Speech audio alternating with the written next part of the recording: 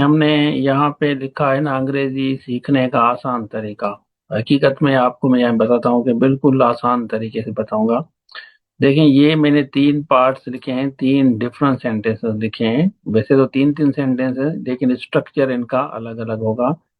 ये ऊपर वाला है प्रेजेंट इंडेफिनिट टेंस। इसको भी इंडेफिनिट कहा जाता है, इसको भी इंडेफिनिट हम कहते हैं, इसको भी हम इंडेफिनेट कहते हैं। लेकिन इसको हम प्रेजेंट, इसको हम पास, इसको हम फ्यूचर कहते हैं। नीचे मैंने लिखा है और ऊपर टाइटल में भी लिखा है कि आसान तरीका। इस पेज पे, चैनल पे आपको मिलेगा।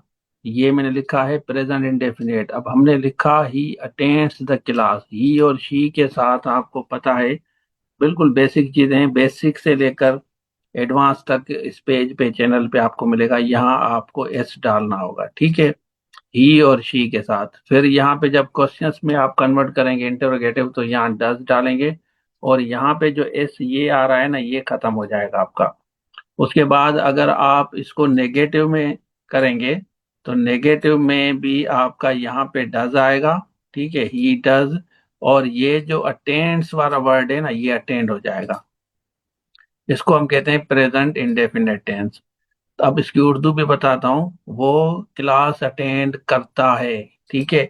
अगर बोले तो मैं यहाँ पे लिख लूँ, वो क्लास अटेंड करता है। तो करता है वाला वर्ड आप याद कर लें, उर्दू भी थोड़ी बहुत बता देता हूँ आपको। फिर हम आते हैं पास्ट इंडेफिनेट टेंस। इसको हम पास्ट इंडेफिनेट, इसको भी इंडेफिनेट कहते हैं, लेकिन पास्ट इंडेफिनेट। आप इसको सिंपल पास्ट भी कहते हैं। मैं यहाँ पे लिख लेता हूँ, काफी बच्चे फिर ये एतराज ना करें तो सर हमने ये पढ़ा है सिंपल पास्ट, ठीक है। पास्ट इंडेफिनिट या सिंपल पास्ट भी इसका नाम रख सकते हैं। इसके डायरेक्ट बाद इसको देखें, सब्जेक्ट वर्ब तो आपको आते हैं, लेकिन मैं ज्यादा टाइम नहीं ले रहा, आपको डायरेक्टली सेंटेंस सही और गलत बता रहा हूँ कि गलत कैसे होगा, सही कैसे होगा। ही अटेंडेड द क्लास, ठीक है। तो यहाँ अटेंडेड आएगा सब्जेक्ट के डायरेक्ट बाद। वर्ब की सेकंड फॉर्म आएगी। अगर लिखना चाहें तो आप यहाँ पे लिख सकते हैं, यहाँ पे वर्ब की सेकंड फॉर्म, ठीक है। वर्ब की सेटिंग सेकंड फॉर्म आएगी और इसी से ही पता चलता है ही अटेंडेड द क्लास। यहाँ पे आप देख लें। फिर जब आप इसको नेगेटिव करते हैं, याद कर लें हमने लिखा है कि इंडेफिनेट लेकिन पास या सिंपल। तो यहाँ हम डालते हैं डिड, ठीक है। यहाँ डिड के बाद ये जो अटेंड है ना, ये अगेन जो है आपका प्रेजेंट में हो जाएगा। और नेगेटिव में हम डिड नॉट यहाँ पे रखते हैं और उसके साथ फिर ये एंड जो है, अटेंड जो है आपका प्रेजेंट में आ जाएगा, ठीक है। तो ये जो सेंस देगा, ये हम इसका जब ट्रांसलेशन हम करेंगे वो भी थोड़ा सा बताता हूँ। जैसे पहले मैंने आपको कहा, ही अटेंडेड द क्लास, उसने क्लास अटेंड की, यहाँ पे की है, ठीक है। ऊपर हमने क्या लिखा था, वो क्लास अटेंड करता है, लेकिन इसमें हमने क्या लिखा, उसने क्लास अटेंड की। तो ये उर्दू भी मैं आपको चलें बताता चलूंगा। ये जो है इस पेज पे हम इंशाल्लाह लेक्चर कोशिश करेंगे डालें। उसके बाद हम आते हैं फ्यूचर इंडेफिनिट। ये भी इंडेफिनिट है लेकिन फ्यूचर है, तो हम क्या इसमें डालेंगे, विल और शल आता है। अच्छा, आए और हुई के साथ, ठीक है, आए और हुई के साथ हम शल का इस्तेमाल करते हैं, लेकिन मॉडर्न इंग्लिश में इसकी भी जरूरत नहीं है, आप विल भी इस्तेमाल कर सकते हैं। ही विल अटेंड, ही के बाद आपने विल डाला, फिर अगेन ये फर्स्ट फॉर्म वर्ब की आएगी। यहाँ पे हम लिख लेते हैं वर्ब की फर्स्ट फॉर्म, ठीक है।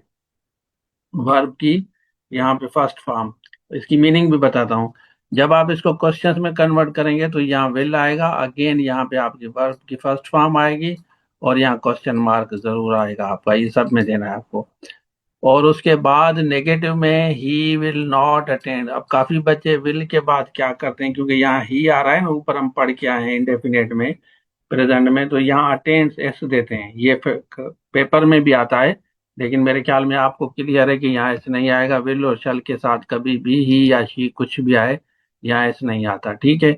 और इसकी जो मीनिंग होगी, he will attend the class, ये मीनिंग मैं यहाँ लिख लेता हूँ, वो क्लास अटेंड करेगा, ठीक है।